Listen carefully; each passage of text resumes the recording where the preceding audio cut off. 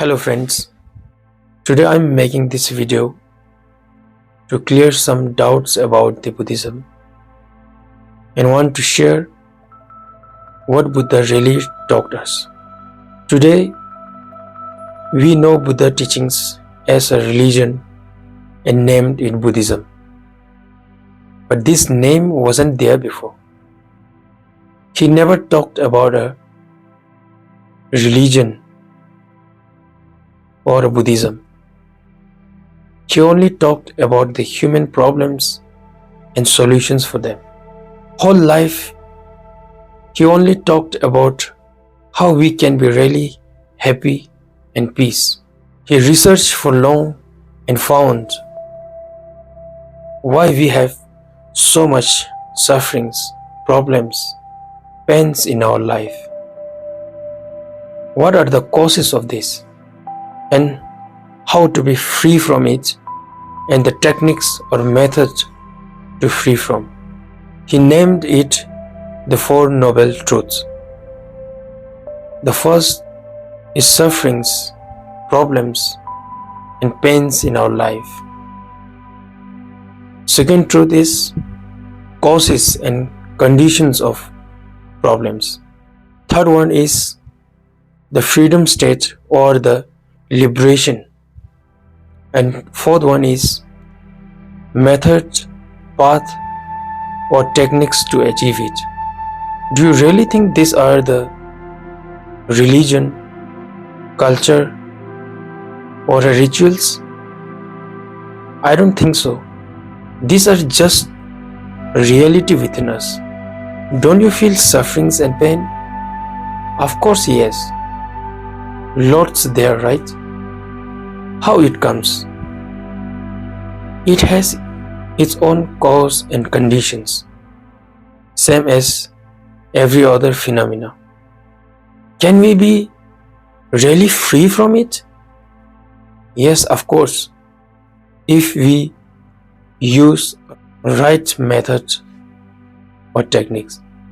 Do you still feel these are just orthodox and nonsense, useless? Then give me your method or your ideas to dealing with the problems. Going party, drinking or dancing, or traveling, or playing phones, etc. Okay, even after we do all these things, why whole problems are still there? It shows these are not the right way to free from the problems or sufferings. Now we have one option. Let's try the teachings or advice of great masters, scholars, God, whatever.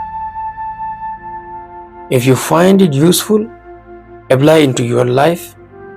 Otherwise, it has a side effect. What I really want to say is, okay, we are smart enough, but don't be fooled by our own smartness.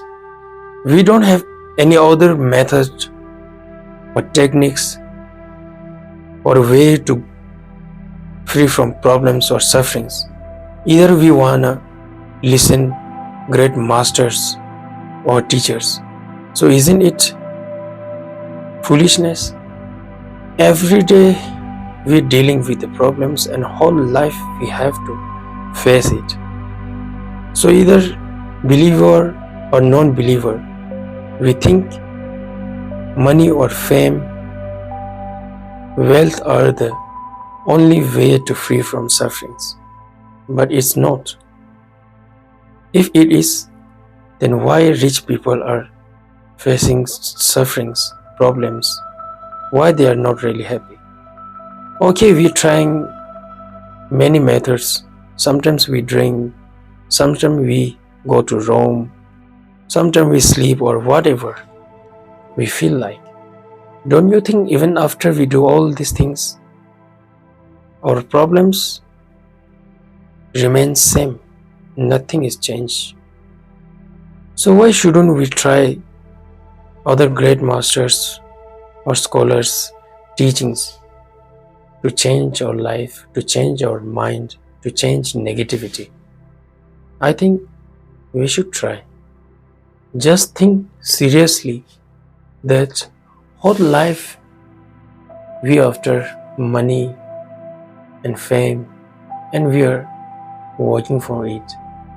And nothing's wrong there.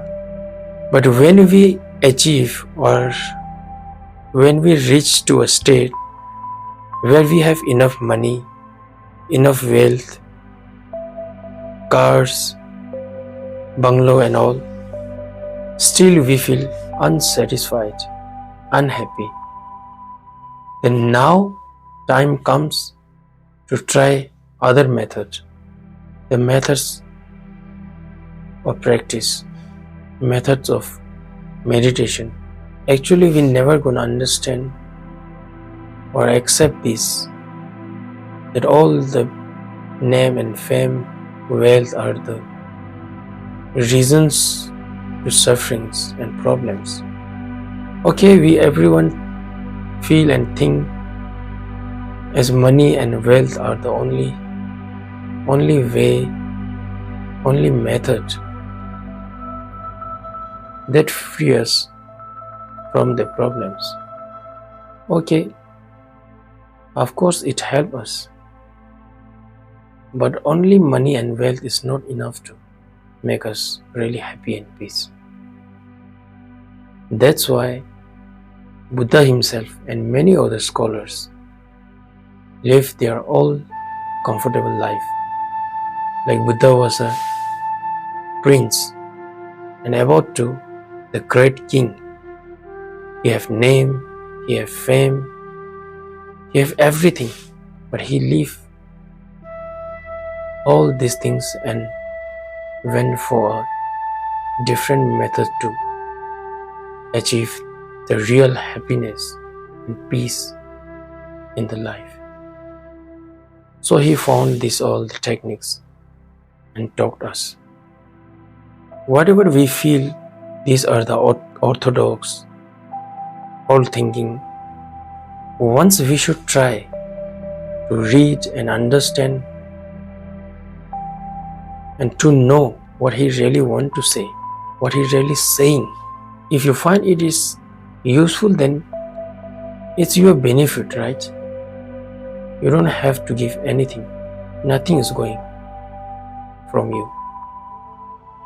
So not only the Buddha teachings, any other great masters or scholars not only depend on money, alcohol, drugs, etc.